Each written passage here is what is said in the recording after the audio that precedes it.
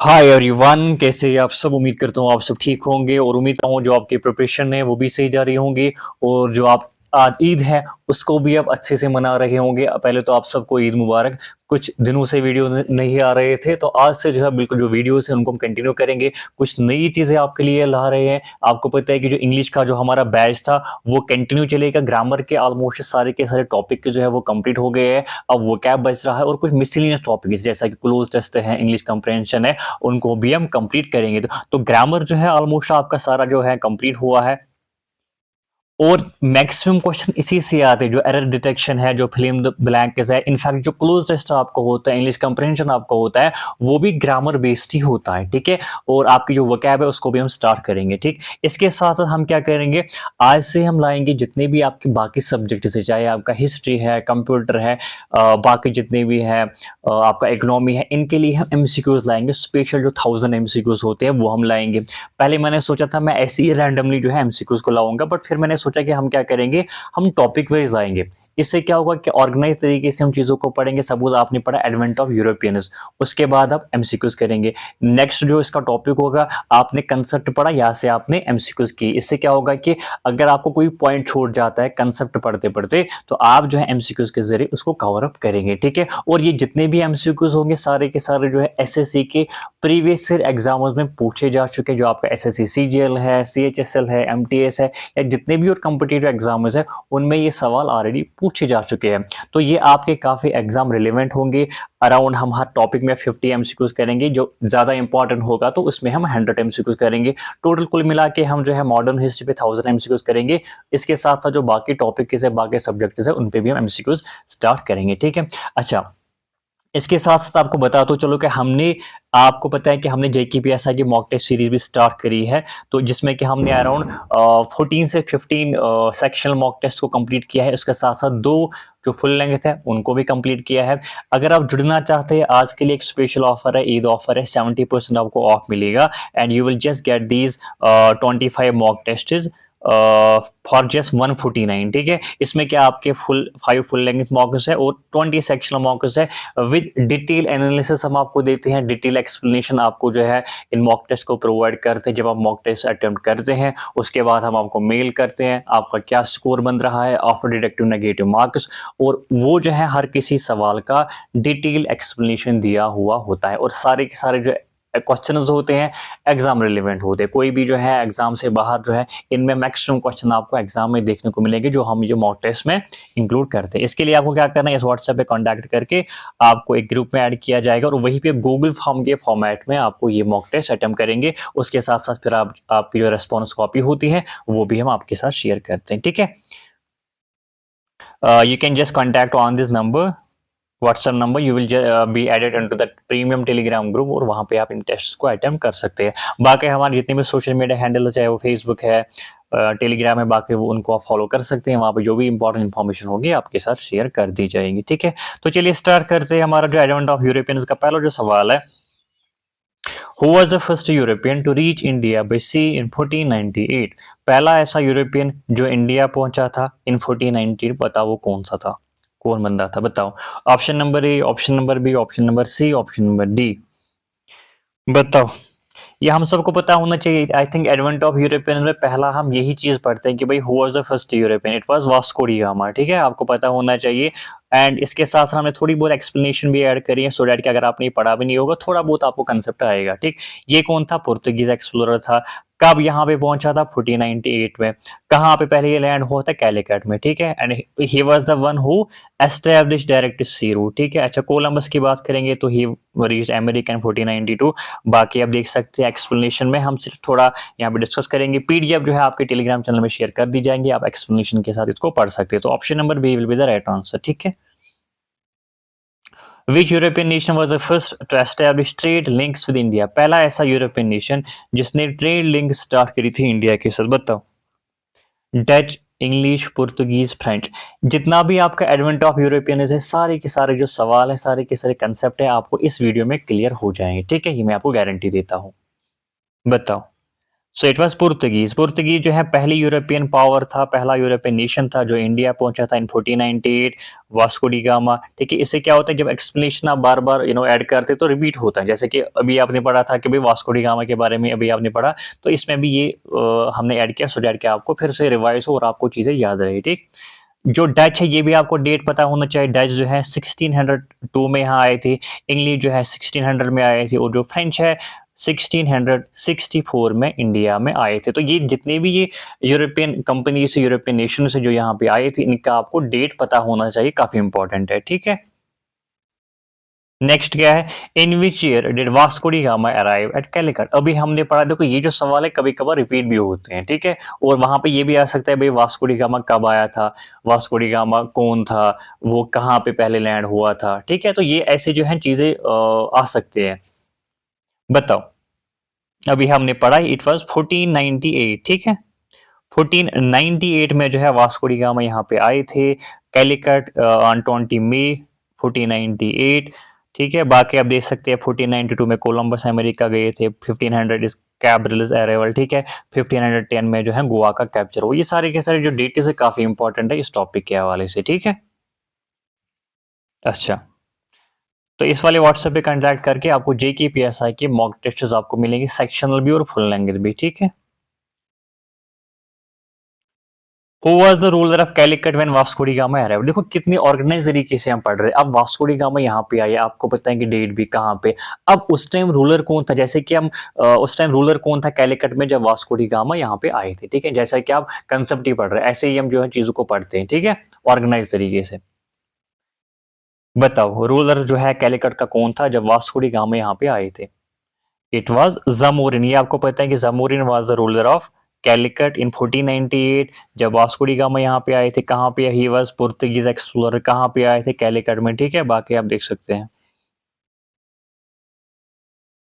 विच Portuguese explorer captured Goa इन 1510। अभी हम पढ़ रहे थे जो गोवा है कब कैप्चर हुई थी, 1510 में। ये भी आपको पता होना चाहिए। किसने कैप्चर करी थी ये भी आपको पता होना चाहिए। बताओ कौन था वो, बताओ।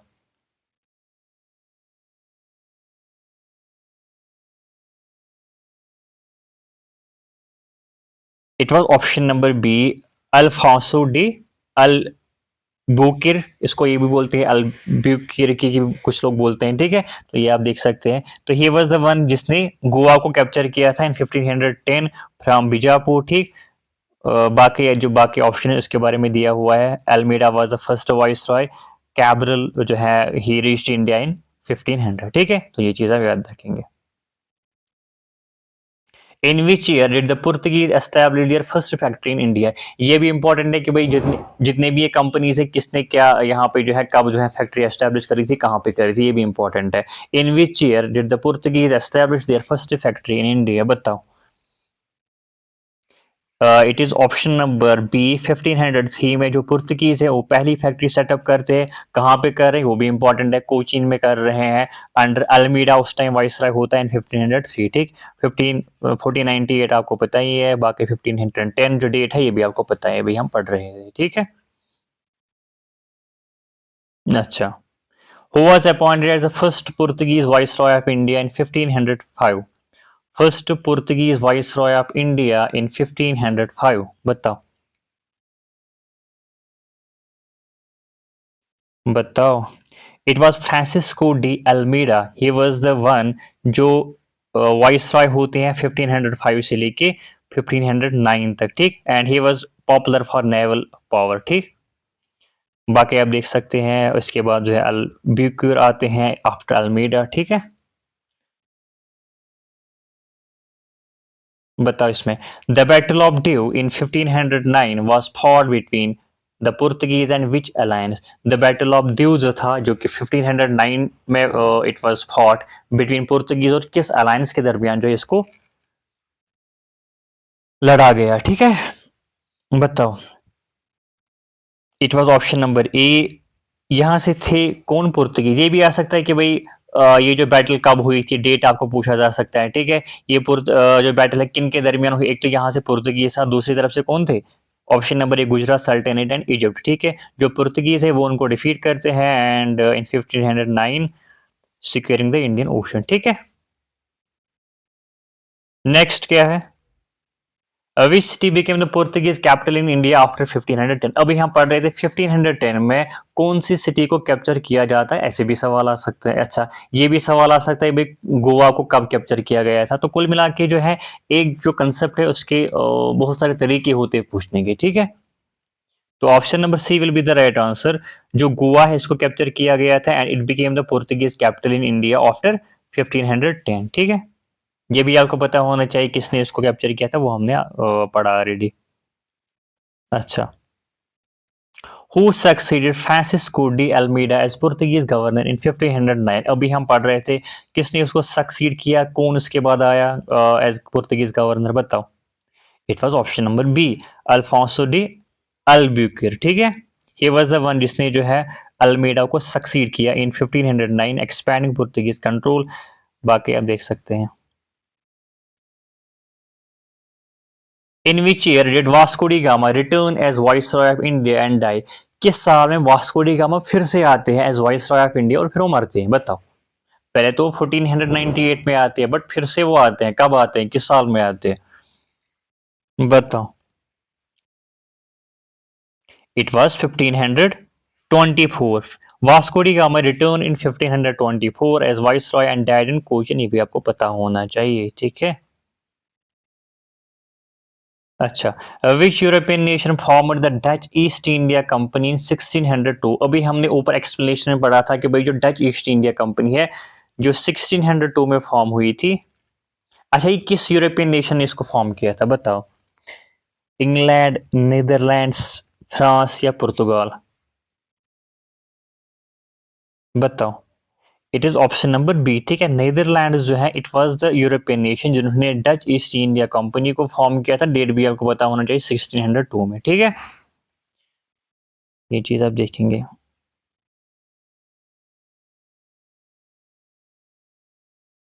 अच्छा जी, इंग्लैंड की कंपनी कौन थी, ओबियसली इंग्लिश थी 1600 में। देन वी हैव फ्रांस की कंपनी कब आई थी, फ्रेंच जो आपको पता है 1664, ठीक है। पुर्तगाल तो आपको पता है पुर्तगीज, ठीक है, 1498। अच्छा,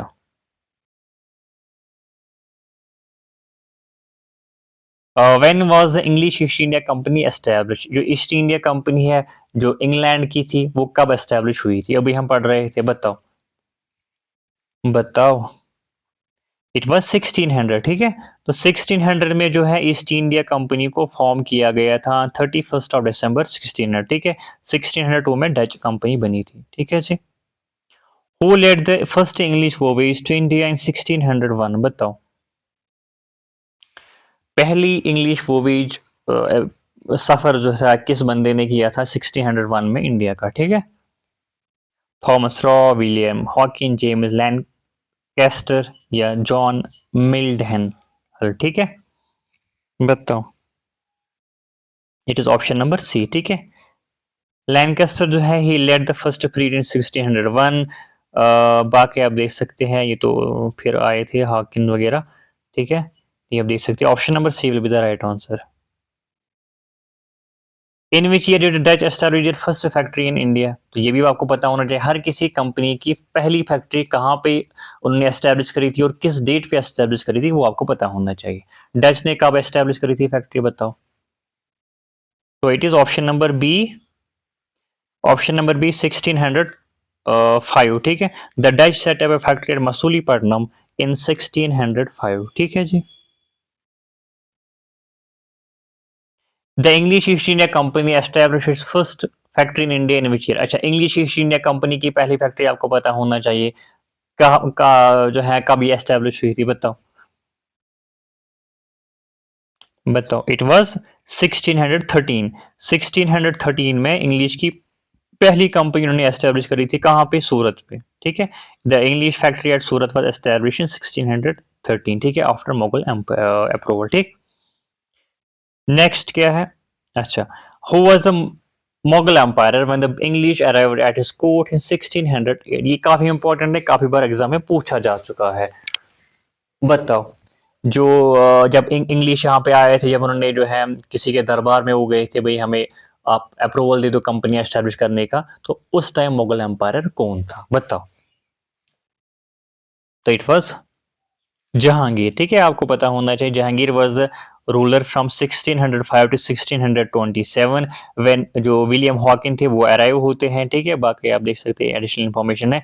तो कहने का मतलब यहाँ पे आपको ये पता होना चाहिए कि कौन मुगल एम्पायर था जब इंग्लिश आए थे यहाँ पे, मतलब उनके दरबार में आए थे जहांगीर, ठीक है। कौन आया था? विलियम हॉकिन, ठीक। कब आया था? 1608 में। अच्छा।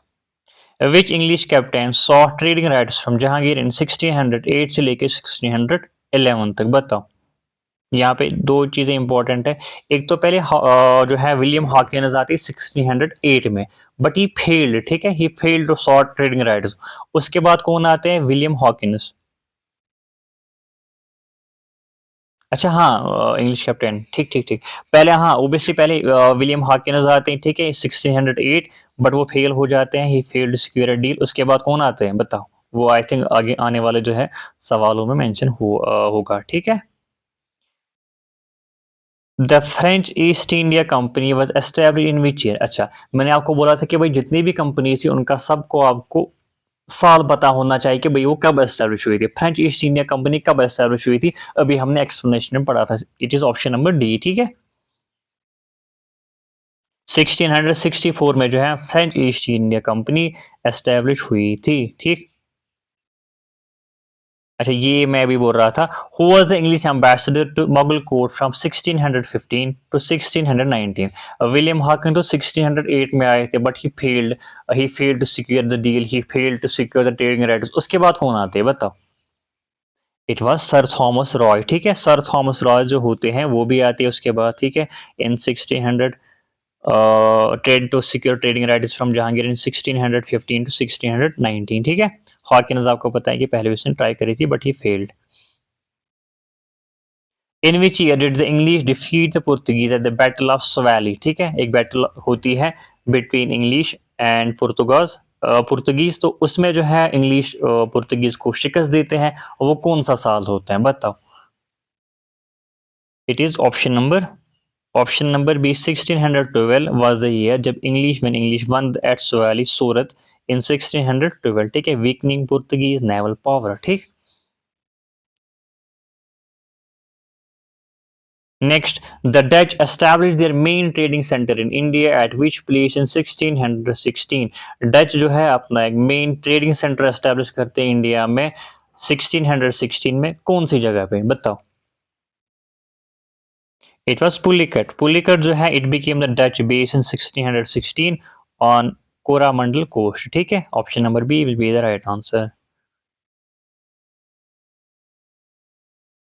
अच्छा, which Mughal emperor granted English, फरमान नहीं होगा, इट इज फरमान, ठीक है। फरमान ट्रेड इन 1670? बताओ, अभी हम पढ़ रहे थे कौन से मुगल एम्पायर ने इंग्लिश को एक फरमान ग्रांट किया कि भाई अब आप ट्रेड कर सकते हो? इट वाज जहांगीर, ठीक है। जहांगीर इशूड द फरमान जब जो है थॉमस रॉय आए थे, तो उनको फिर फरमान जारी किया जाता है कि भाई आप जो है अब ट्रेड कर सकते हैं। So who was the Mughal emperor? Jahangir, ठीक है जी। The English establish factory at Masulipatnam in which year? बताओ, इंग्लिश ने कहाँ फैक्ट्री अपनी एस्टैब्लिश करी थी? मसूलीपट्टनम में। किस साल में करी थी? ये भी आपको पता होना चाहिए। 1611। 1611 में इंग्लिश जो है अपनी फैक्ट्री सेटअप करते हैं at an early Coromandel beach, ठीक है। Option number A will be the right answer, 1611। Which European power captured Bombay from the Portuguese in 1661? कौन सा ऐसा यूरोपियन पावर था जिसने बॉम्बे को कैप्चर किया था फ्रॉम पुर्तगीज इन 1661? बताओ। So it was English. English company जो थी it actually captured Bombay from Portuguese, ठीक है, इन 1661 एज डॉवरी। डॉवरी के तौर पर इनको ही मिलता है, ठीक है। अच्छा, बताओ, the French establish their first factory in India at which place इन 1668? अच्छा, फ्रेंच कंपनी कब एस्टैब्लिश हुई थी? अभी हम पढ़ रहे थे 1664 में। तो उसके बाद ये पहली फैक्ट्री एस्टैब्लिश करते हैं, कहाँ पे करते हैं? वो आपको पता होना चाहिए, डेट भी आपको पता होना चाहिए। It is 1668। तो कहीं से भी कोई भी सवाल आ सकता है। तो it is Surat. Surat was a French entry, पहली जो है फैक्ट्री सूरत में एस्टैब्लिश करती है इन 1668, ठीक है। अच्छा, पौंडीचेरी जो है उसके बाद करते हैं 1674 में। तो option number B will be the right answer. In which, अच्छा अभी तो हमें मैंने आपको जवाब भी दिखाया और ऊपर एक्सप्लेनेशन में भी है। In which year did the French establish their base at Pondicherry, Pondicherry में कब ये जो है अपनी जो बेस है उसको एस्टैब्लिश करते हैं, बताओ। अभी हम पढ़ रहे थे 1674 है ना। पहली फैक्ट्री सूरत में एस्टेब्लिश करते हैं 1668 में। उसके बाद जो है जो नेक्स्ट जो फैक्ट्री होती है वो कहाँ पे एस्टेब्लिश करते हैं, Pondicherry become the French hub इन 1674, ठीक है। 1664 वाज द कंपनीज फाउंडिंग, ठीक है जी। ये सारे के सारे डेट इज इंपॉर्टेंट है, सारे के सारे जो ट्रेडिंग सेंटर्स है, पहली फैक्ट्री है, जो जितनी भी कंपनीज है वो कब एस्टेब्लिश हुई थी, सारा जो है इंपॉर्टेंट है। Which European power founded a settlement at Tranquebar in 1620? Tranquebar, I think it's a city in Tamil Nadu I guess, ठीक है। तो यहाँ पे जो है किस यूरोपियन पावर ने एक सेटलमेंट फाउंड किया था इन 1620? इट इज डैनिश, ठीक है। जो डैनिश ईस्ट इंडिया कंपनी है, तो उन्होंने जो है सेटलमेंट यहाँ पे फाउंड किया था इन 1620, ठीक है जी। नेक्स्ट क्या है, Who was the Mughal Empire when Bombay was transferred to the English? अच्छा, बॉम्बे जो है इंग्लिश को ट्रांसफर किया गया, तो कौन उस टाइम जो है मुगल एम्पायर था, ये भी आपको पता होना चाहिए। देखिए, जब आप चीज़ों को ऑर्गेनाइज तरीके से पढ़ेंगे, जब आप मुगल एम्पायर को पढ़ेंगे कि कौन मुगल एम्पायर, कहाँ पे उसने, कब, कहाँ से लेके कब तक उसने हुकूमत करी थी, कौन सा डेट था, तब जाके आपको ये चीजें पता होंगी। जैसा कि सपोज आपको पता है कि जो बॉम्बे है वो कब ट्रांसफर किया गया था इंग्लिश को, ठीक है। उसके बाद आपको यहाँ से ये पता होना चाहिए कि भाई उस टाइम मुगल एम्पायर कौन था। जब उसका डेट भी आपको पता होगा, इसका डेट भी आपको पता होगा, तो ऑब्वियसली सवाल तो खत्म हो गए, ठीक है। तो ऐसी चीजों को पढ़ना होता है। तो Aurangzeb was the ruler when Bombay was transferred to English, ठीक है। औरंगजेब कहाँ पे कहाँ से लेके कहाँ पे हुकूमत करते हैं, मतलब कौन से डेट पे, 1658 से लेके 1709, ठीक है। कवरिंग 1661, कवरिंग का मतलब होता है कि भाई 1661 में ही बॉम्बे को ट्रांसफर किया जाता है। तो ऑब्वियसली औरंगजेब की जो हुकूमत थी वो 1658 से स्टार्ट हुई थी, तो ऑब्वियसली तब जो है औरंगजेब हुकूमत कर रहा होगा, ठीक है। अच्छा, नेक्स्ट क्या है, the English East India company received Bombay as dowry in which year. देखो कैसे जो है सवाल आते हैं, इससे आपको कितना रिवाइज होगा। अभी हमने पढ़ा कि भाई बॉम्बे ट्रांसफर हुआ पुर्तगीज को, ठीक है। अच्छा, कौन से डेट पे हुआ था, डेट भी हमने ऊपर देखा एक्सप्लेनेशन में, कौन रूलर था वो भी हमने देखा। तो जैसे जब हम चीजों को ऑर्गेनाइज तरीके से पढ़ते तो सवाल जो है याद रहते हैं, ठीक है। बताओ, अभी हम पढ़ रहे थे 1661 में, ऊपर एक्सप्लेनेशन में लिखा था 1661 में जो बॉम्बे है, it was came as Catherine of Braganza's dowry in 1661, ठीक है। अच्छा, and which European power was the last to establish a trading presence in India? कौन सा ऐसा यूरोपियन पावर था जिसने लास्ट में अपनी ट्रेडिंग प्रेजेंस दिखाई? ये आपको तब पता होगा जब आपको जितनी भी कंपनीज थी उनको आपको डेट पता होगा जब वो एस्टेब्लिश हुई थी। बताओ कौन सी लास्ट लास्ट कंपनी कौन एस्टेब्लिश हुई थी, बताओ। देखो, ये होता है भाई फ्रेंच, ठीक है। फ्रेंच जो है ओबियसली आपको पता है कि लास्ट में अराइव हुआ था। कब अराइव हुआ था, 1664 में। पुर्तगीज का डेट भी आपको पता है, डच का डेट भी आपको पता है, और इंग्लिश का डेट भी आपको पता है। तो लास्ट में कौन आए थे, किसने ट्रेडिंग प्रेजेंस लास्ट में दिखाई थी, फ्रेंच, ठीक है, 1664 में, ठीक है। The Dutch capture which Portuguese strong hold in 1658, जो डच है उन्होंने एक पुर्तगीज का एक जो स्ट्रॉन्ग होल्ड उनका था उसको कैप्चर किया था 1658 में। वो आपको बताना है कि क्या कैप्चर किया था बेसिकली, बताओ। इट वाज कोचीन, ठीक है। Cochin, the Dutch to Cochin in 1658, जो एक स्पाइस ट्रेडिंग सेंटर था। तो ये भी आपको पता ना किसने टेक ये लिया, किन से लिया, डच ने लिया, किन से लिया, पुर्तगीज से लिया, ठीक। कब लिया, 1658, क्या लिया, कोचीन लिया, ठीक है। सब कुछ आपको पता होना चाहिए। कोचीन क्या था basically, it was a spice trading centre.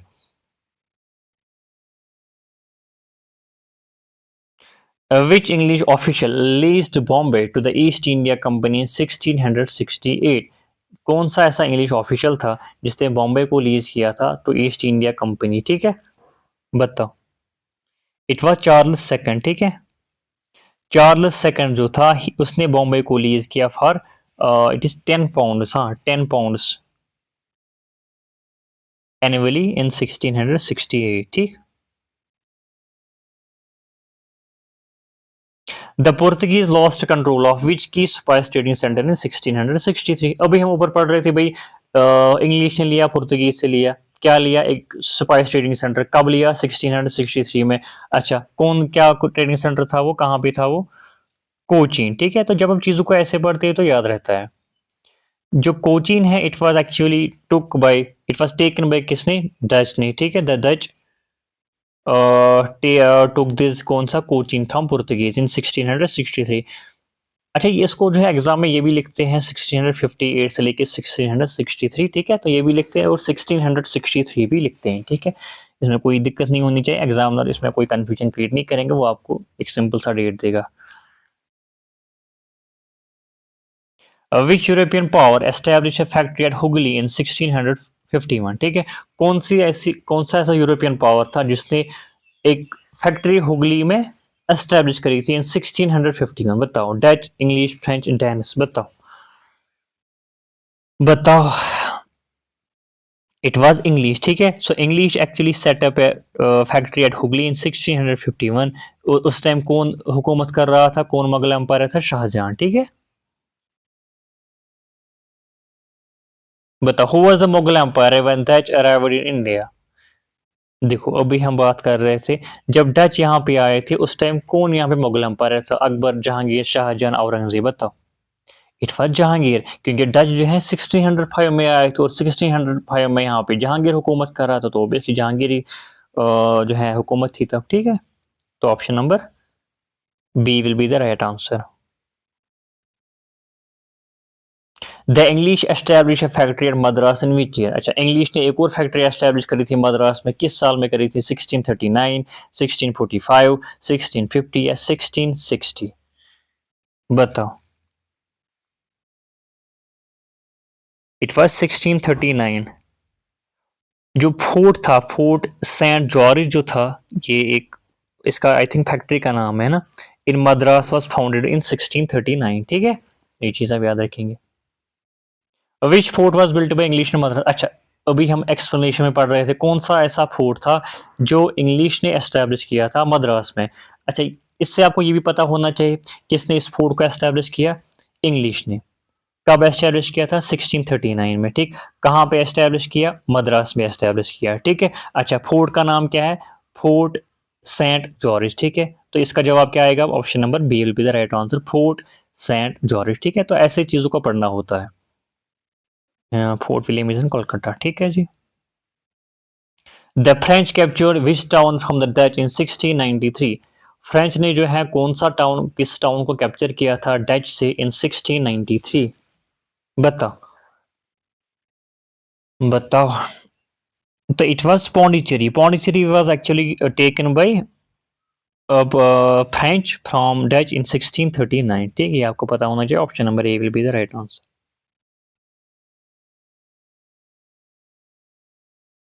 Which European power established a factory at Kolkata in 1690? कौन सा ऐसा यूरोपियन पावर था जिसने कलकत्ता में एक फैक्ट्री एस्टेब्लिश करी थी इन 1690? बताओ। तो इट वाज इंग्लिश, ठीक है। तो इंग्लिश जो है उन्होंने जो है एक फैक्ट्री एस्टेब्लिश करी थी कलकत्ता में 1690। अच्छा, बताओ, बैटल ऑफ प्लासी के बारे में, बैटल ऑफ बक्सर के बारे में, ये दोनों आपको पता होने चाहिए और दोनों इंपॉर्टेंट है। बैटल ऑफ प्लासी कब हुआ था भाई, 1757 में। किन के दरमियान हुआ था, एक तो इंग्लिश था, ठीक है।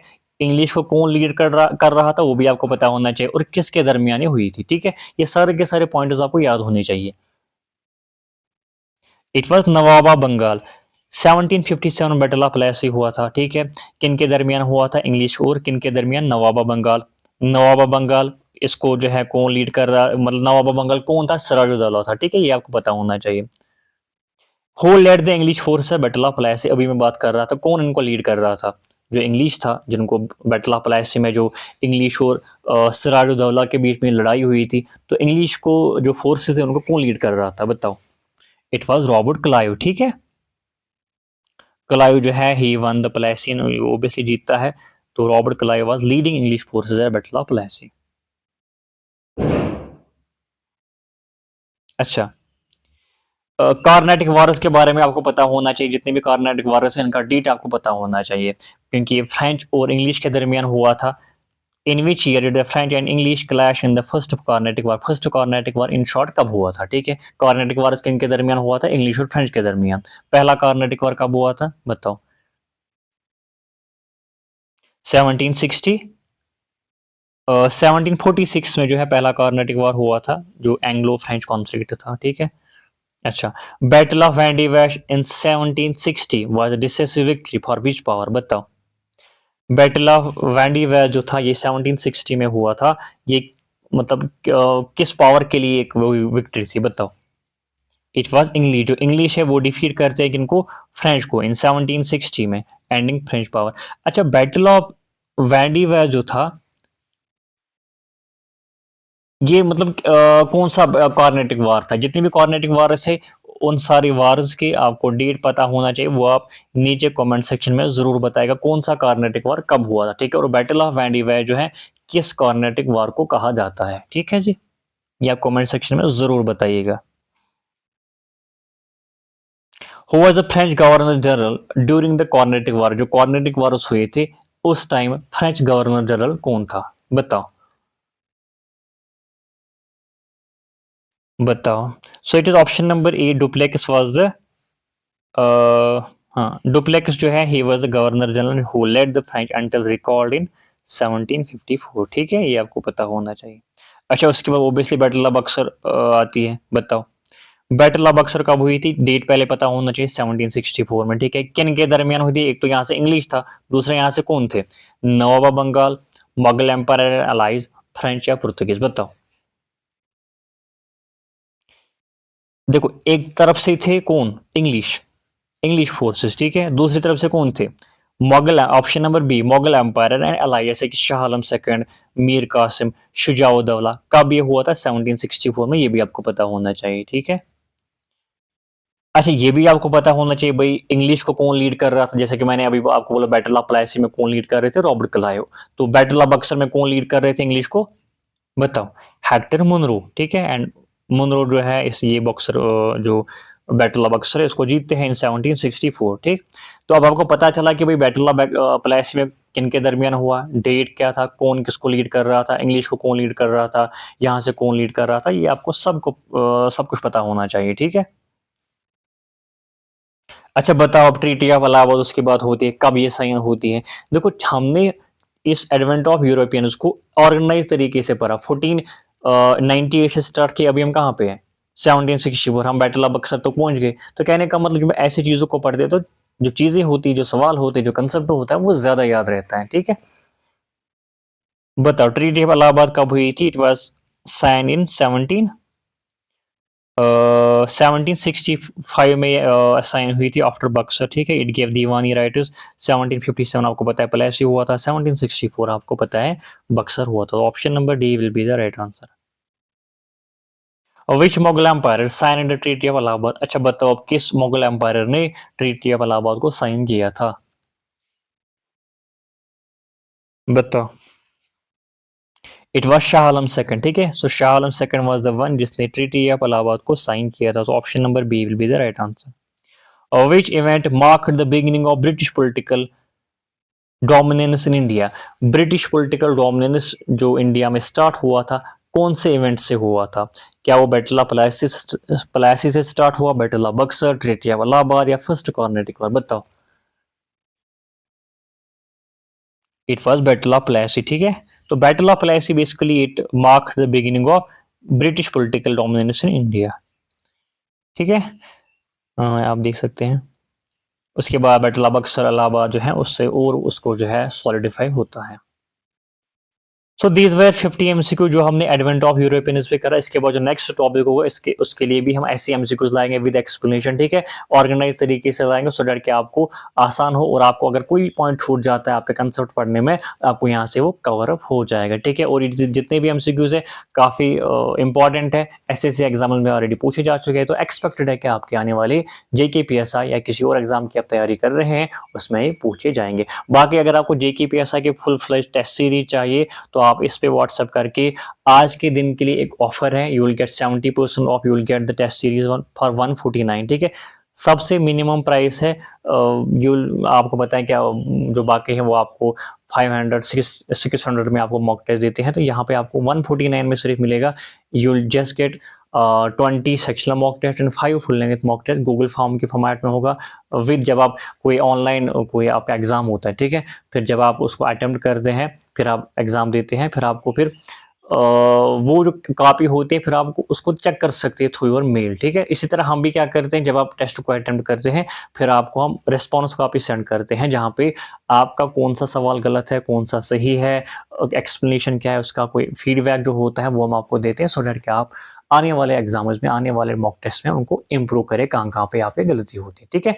बाकी इस वीडियो में इतना ही रखते हैं, मिलते हैं नेक्स्ट वीडियो में, नेक्स्ट टॉपिक इसका होगा, उसमें भी हम एमसीक्यूज लाएंगे, ठीक है। Thank you so much.